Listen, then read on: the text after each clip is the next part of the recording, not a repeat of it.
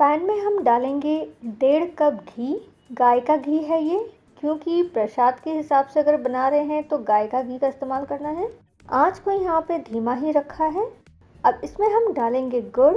तो ये measuring cup के हिसाब से 1 कप है और अच्छे से हमें यहाँ पे गुड़ को मिलाना है। तो गुड़ को मैंने यहाँ पे बारीक काट लिया है, एकदम शेप्स की तरह काट लिए हैं और अच्छे से हमें यहाँ पे गुड़ को पिघलाना है। तो देखिए यहाँ पे धीरे धीरे गुड़ पिघलना शुरू हो चुका है और हमें यहाँ पे निरंतर इसे चलाते रहना है और आँच को हमें यहाँ पे धीमा ही रखना है। तो गुड़ यहाँ पे अच्छे से पिघल चुका है। अब इसमें हम डालेंगे फ्रेश नारियल।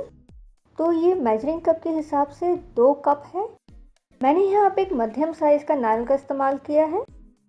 मैंने यहाँ पे इसे ग्रेटर की सहायता से बहुत ही बारीक घिसा है। तो इसे हम अच्छे से मिला लेंगे और एक बात का हमें ध्यान रखना है, जो फिलिंग हम तैयार कर रहे हैं बहुत ज़्यादा ड्राई सा नहीं होना चाहिए, हल्का सा जूसीनेस होना चाहिए इसके अंदर।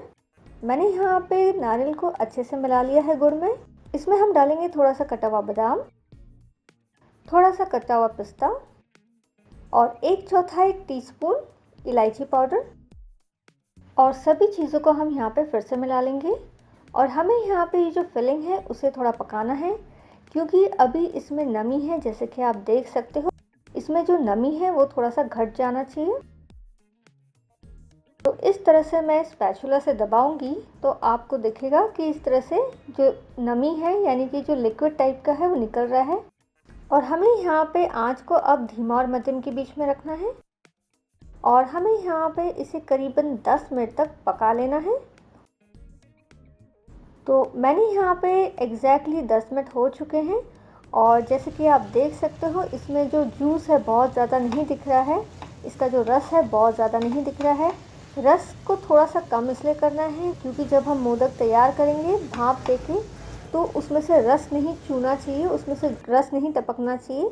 तो इस बात का हमें थोड़ा सा ध्यान रखना है।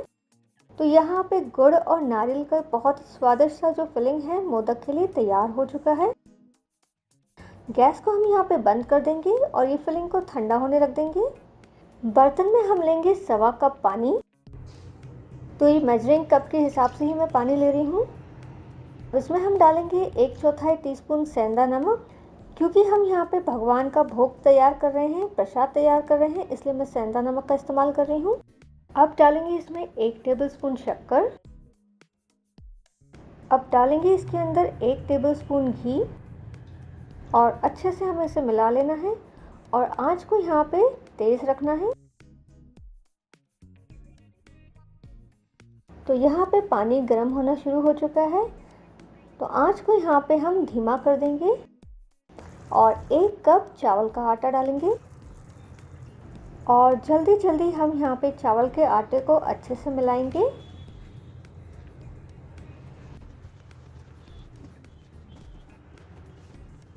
और देखिए मैंने यहाँ पे चावल के आटे को अच्छे से मिला लिया है और धीमी आंच पे करीबन 2 से 3 मिनट तक ढक के हम इसे भाप देंगे। 3 मिनट हो चुके हैं और चावल को अच्छे से भाप मिल गया है, तो गैस को हम यहाँ पे बंद कर देंगे और ये जो मिक्सचर है तैयार हो चुका है चावल का। तो इसे हम निकाल लेंगे प्लेट पर और अब इसे हमें गूंदना है। तो हमें यहाँ पे इसे गर्मा गर्म ही गूंदना है और बहुत ही अच्छे से मसल के गूंदना है। जैसे ही चावल का आटा धीरे धीरे ठंडा होना शुरू होगा, ये अच्छे से बाइंड हो जाएगा।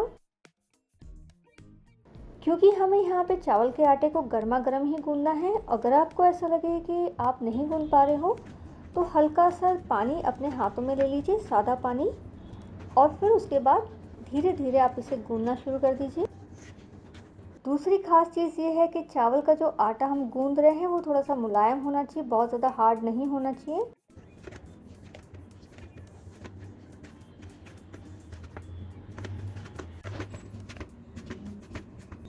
तो हमने देखिए बहुत ही अच्छे से ये चावल का आटा गूंद लिया है। अब इसके हिस्से निकाल लेंगे, तो बहुत ही छोटे छोटे हिस्से निकालेंगे हम।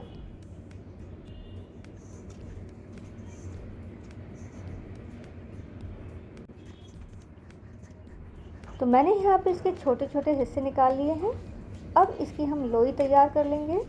तो देखिए मैंने यहाँ पे लोई तैयार कर ली है और हथेली में जैसे आप देख सकते हो हल्का हल्का घी सा दिख रहा है, क्योंकि हमने घी डाला था इसके अंदर, इस वजह से थोड़ा सा चिकना सा रहेगा।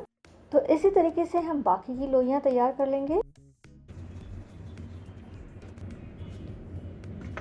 तो लोई यहाँ पे तैयार हो चुकी है चावल के आटे की।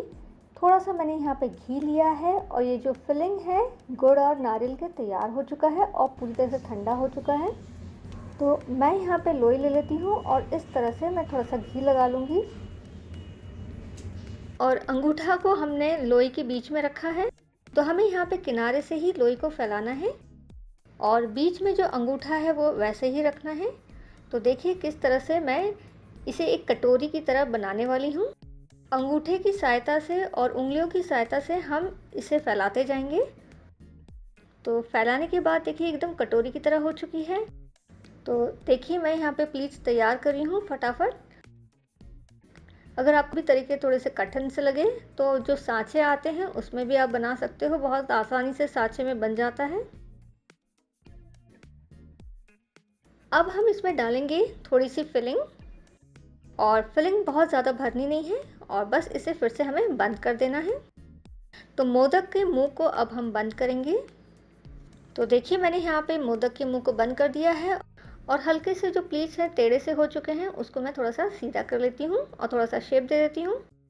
मैंने यहाँ पे सारे के सारे मोदक तैयार कर लिए हैं। अब क्योंकि इसे कहते हैं उकड़त से मोदक, यानी कि इसको स्टीम किया जाता है, तो अब इसे हम स्टीम करेंगे। तो बर्तन में मैंने पानी को गर्म कर लिया है और अब ये जो प्लेट है वो हम रख देंगे और करीबन 10 से 15 मिनट तक हमें इसे भाप देना है धीमी आंच पर। तो 15 मिनट हो चुका है और धीमी आंच पे हमने यहाँ पे मोदक तैयार कर लिए हैं। तो हमारा ये स्टीम्ड किया हुआ चावल का मोदक यानी कि उकड़ी से मोदक तैयार हो चुका है। मैंने यहाँ पे एकदम पारंपरिक तरीके से ये मोदक तैयार किया है। अब इसे हम तोड़ के देख लेते हैं। तो देखिए बहुत ही ज़्यादा अंदर से जूसी लग रहा है और ये जो मोदक है बहुत ज़्यादा मुलायम से है। तो आपको आज ये उकड़ी से मोदक की रेसिपी पसंद आई होगी, आप ज़रूर घर पे ट्राई कीजिएगा। लाइक ज़रूर कीजिएगा, बिना भूले कमेंट कीजिए और बिना भूले सब्सक्राइब ज़रूर कीजिएगा।